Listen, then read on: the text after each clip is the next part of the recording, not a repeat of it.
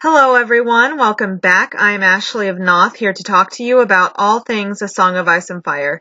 Today's video is part 4 and the conclusion of my best moments from Game of Thrones Season 7.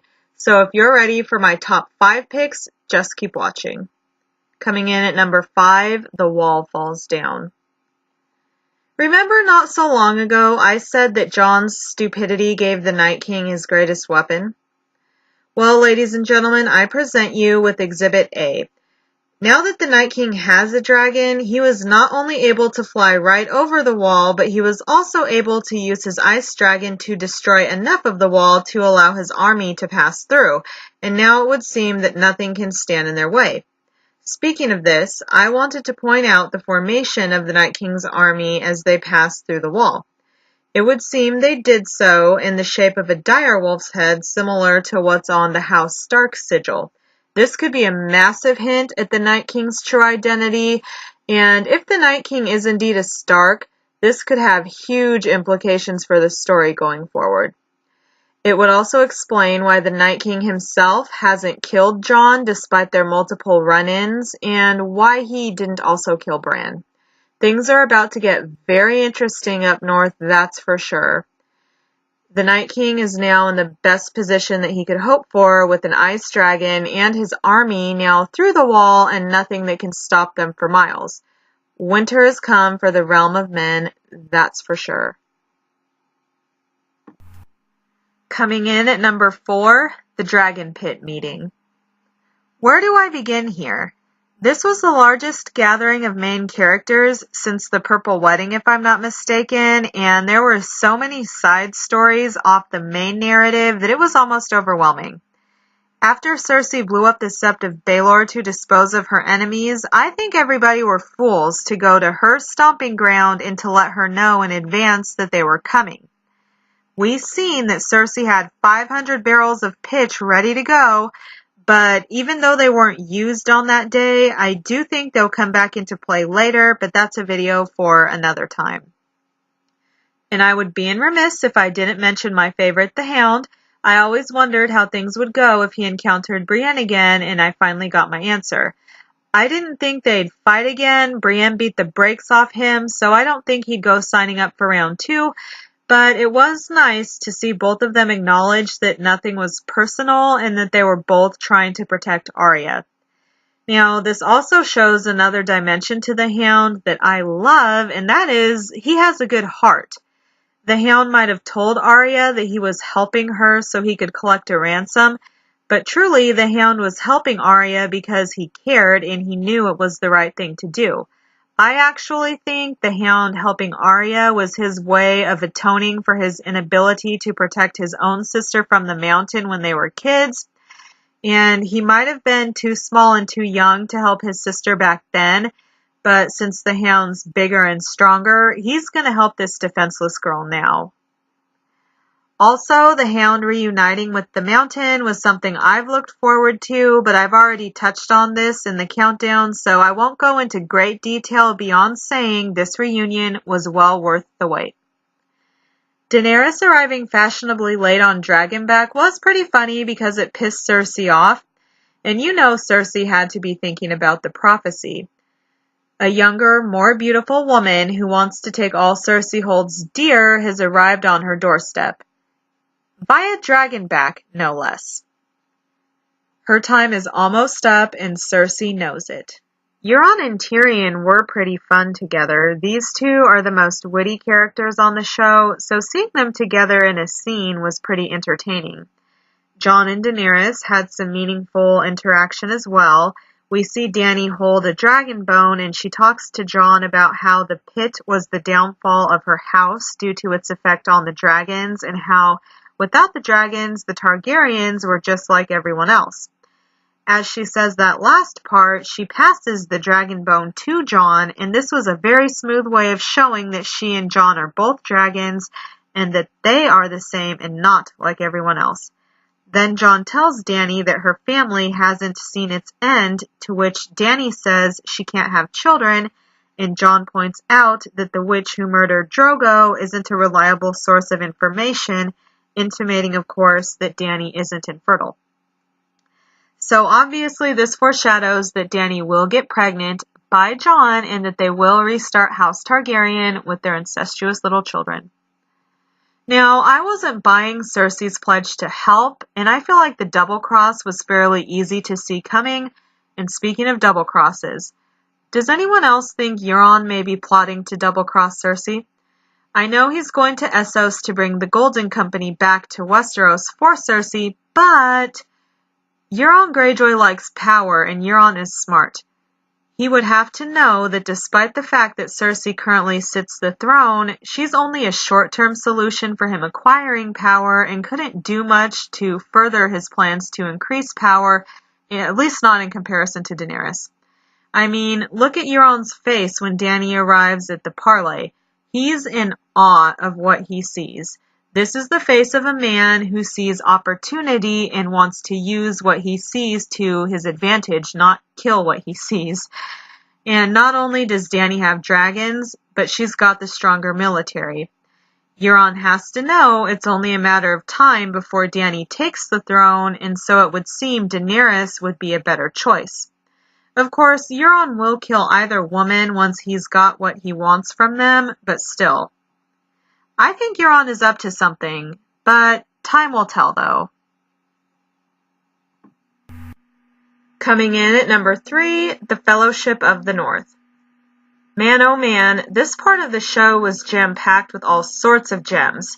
My favorite part was obviously Tormund and the Hound's budding bromance, but I've already covered that in part 1 of this miniseries, so I won't be covering it here. Suffice it to say, these two were chicken soup for my soul, and I want more. Moving right along. What I loved about the Fellowship was that all these men had ample reason to hate each other, yet they were able to come together anyway. Tormund was able to work with Ser Jorah despite the fact that Jorah is the son of the man who regularly hunted wildlings. Gendry was able to work with the Brotherhood despite the fact that the Brotherhood sold him to Melisandre, who wanted to burn him alive. As Beric pointed out, it doesn't matter what their reasons are, they're all going north to fight the same enemy, and they're all part of a larger purpose.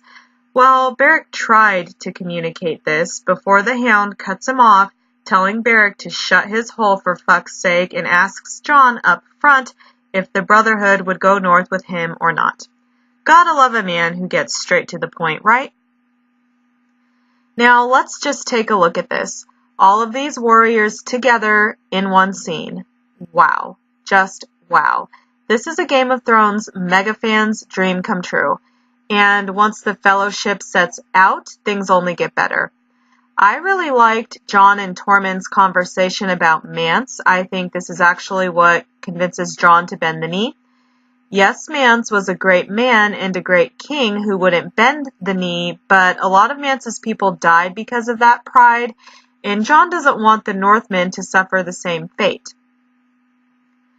This wouldn't be a Season 7 episode without a Jon Snow paternity reference, and so it was Beyond the Wall. Beric Dondarrion tells Jon that he doesn't look like his father and that Jon must favor his mother. Now, even though Beric was talking about Ned, this still holds true as Jon doesn't look like Rhaegar either. I also appreciated Beric and Jon's conversation about the Lord of Light. I find it relatable in real life too. A lot of people struggle with serving a god when they don't know what that god wants from them, and Jon says as much to Beric, and I loved Beric's response that it's not our purpose to understand a god's motives, but maybe our purpose is to understand what's right in front of us, the things we can control in our lives. Which for Jon and Beric is protecting people who can't protect themselves. Beric also connects with Jon by telling Jon that Beric himself has been resurrected 6 times to Jon's once.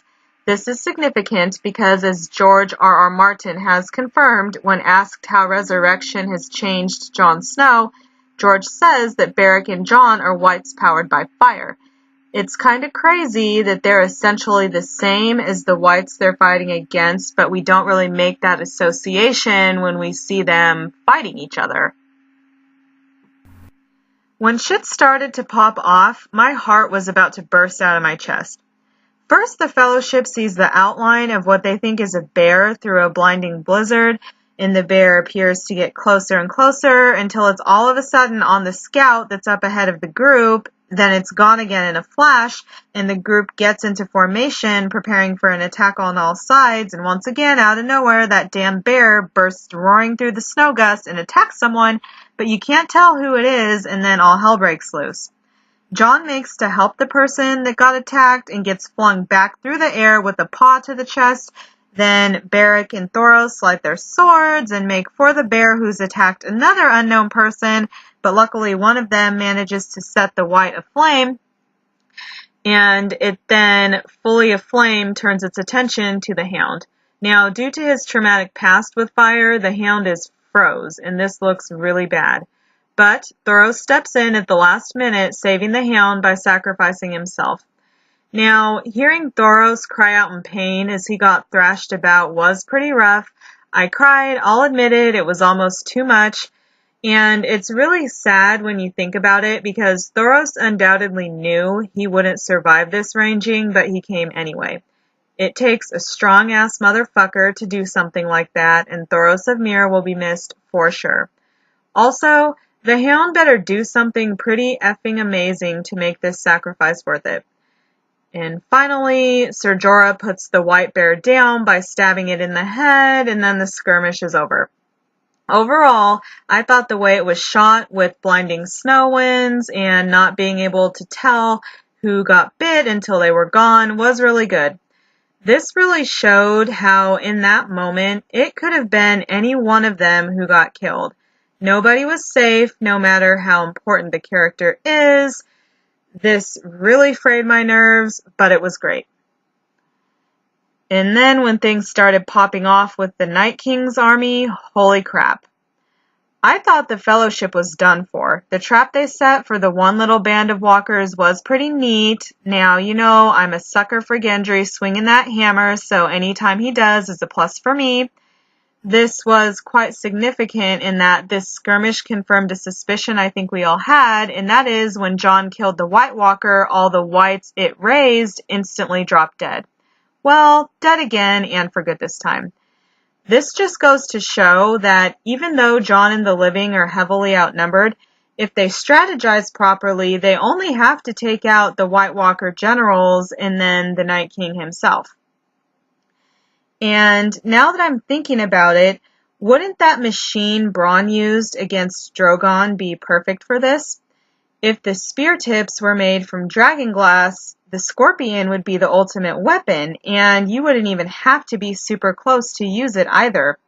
Also, if there were multiple scorpions firing at the same time, the Night King and his henchmen couldn't block every single spear, so I'm all for this.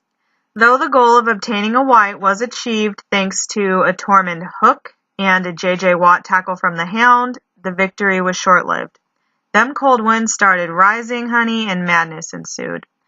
Jon deployed Gendry to run back to Eastwatch and have a raven sent to Daenerys, informing her that the Fellowship was trapped beyond the wall, and I was almost certain something would happen to Gendry here, especially since he handed off his weapon. But Gendry made it and instructed the raven be sent. And I have absolutely come to realize that I'm super attached to Gendry this season. Don't know why, but I am. Anyhow, the rest of the Fellowship becomes trapped on an island of sorts in the middle of a lake surrounded by thousands of whites on all sides. Now, the whites can't swim, so you'd think the Fellowship might have been okay if they waited it out until Dany arrived with her dragons, but no.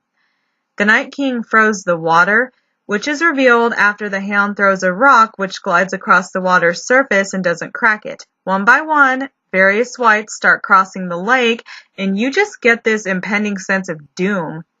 Everyone draws their weapons. Beric lights his sword, which gives me chills, and as I've said before, was the best part of the Season 7 trailer for me. But again, all-out madness ensues. More and more whites start swarming, and you can just tell that the Fellowship is fucked. Tormund is nearly killed, and this had me crying like a baby. If you can't tell, I'm a huge sap, so everything makes me cry. But my guy, the Hound, saves Tormund at the last minute, so he lived to see another day.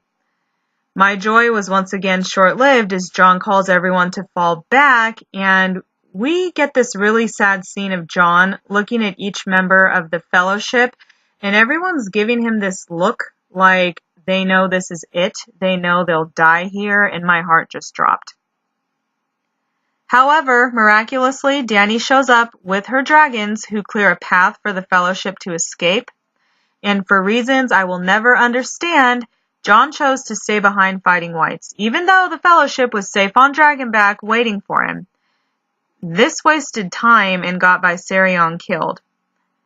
Jon does get left behind, and the Night King nearly kills Drogon, who swerves to avoid the spear, causing Ser Jorah to nearly fall off his back. But of course, my guy Sandor Clegane saves Ser Jorah. He always steps up in the clutch, that hound, and that's why I love him.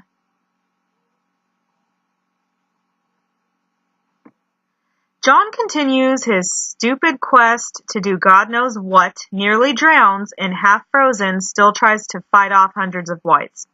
I almost wonder if the burden of being king and mankind's savior was too much for Jon and he was trying to die here. Anyway, Uncle Benjen comes out of nowhere wielding his fireballs as hundreds of whites rush towards Jon, and Benjen gives up his horse to Jon, thereby sacrificing himself, staying behind to fight so Jon could escape with a head start. Benjen ends up getting swarmed, and this is the last we see of him. So again, due to Jon's stupidity, someone else died. Now, I don't think we've seen the last of Uncle Benjen. I think we'll see him again as a full-fledged White Walker, and one of the Starks will have to kill him. But I must admit, I hate that the show gave this ending to Benjen. I think they wasted a great character, and he deserved a heck of a lot better. Overall, I liked a lot of what happened with the Fellowship, and I liked all of these warriors fighting together, but this was a fool's errand. I'm beginning to see why Lady Olenna advised Dany to ignore Tyrion. Tyrion's clever, nobody can begrudge him that, but this clever idea was ridiculous. And when the Fellowship nearly died carrying out Tyrion's idea, he told Dany to do nothing. That pissed me off big time, and I'm glad Daenerys did the right thing and ignored Tyrion. But all of this drama is what made this part of the story worthy of such a high spot on my countdown. Coming in at number 2, Winter Came for House Frey. What a way to start the season. This was so amazing. I hardly have words for it. This elevated Arya over Brienne as my favorite female character, and I never thought I'd see the day I liked anyone not named Sandor Clegane more than Brienne. I suspected Arya might use Walder Frey's face since she didn't damage it when she killed him, but I never imagined Arya would extinguish nearly the entire house. Or, to quote her, every Frey that means a damn thing.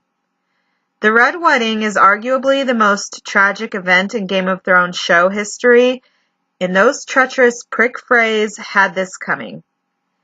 In the books, upwards of 16,000 Northmen died at the Red Wedding, and in my estimation, 100 repeated deaths from Arya wouldn't repay every meaningful Frey for what they did.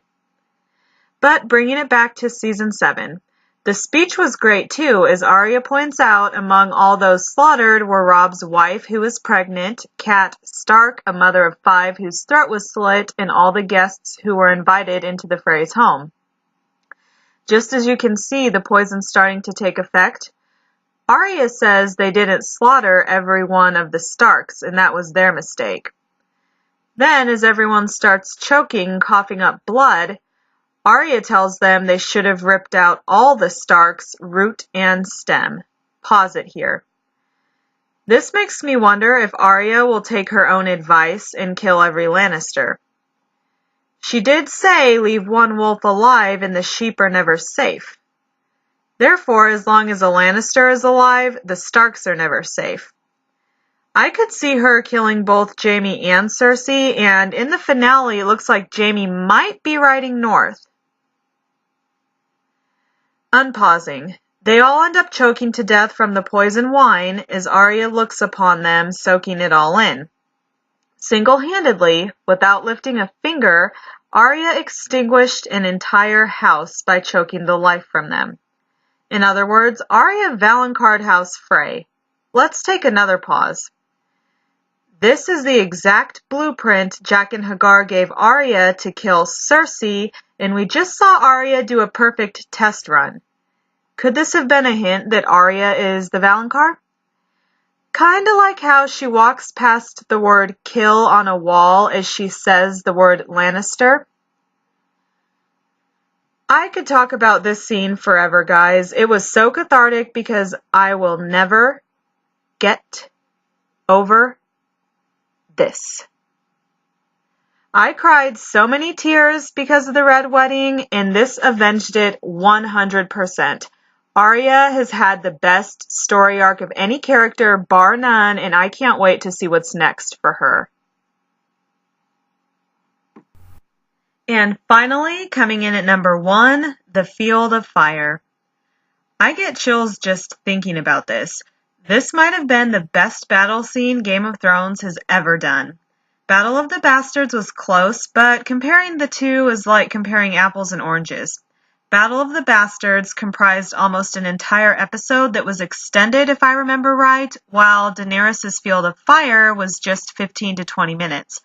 But this was the best 15 to 20 minutes of Season 7 by far.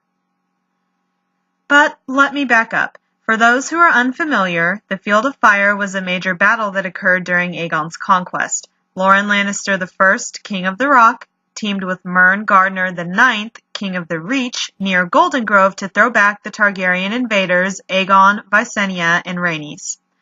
Though the King of the Rock and the King of the Reach had the numbers advantage, Aegon and his sister had dragons. They took to the skies on their dragons and set the dry field aflame on all sides. And in the end, the Field of Fire was a resounding victory for Aegon and his sisters. The dragons killed 4,000 of the Lannister-Gardner forces.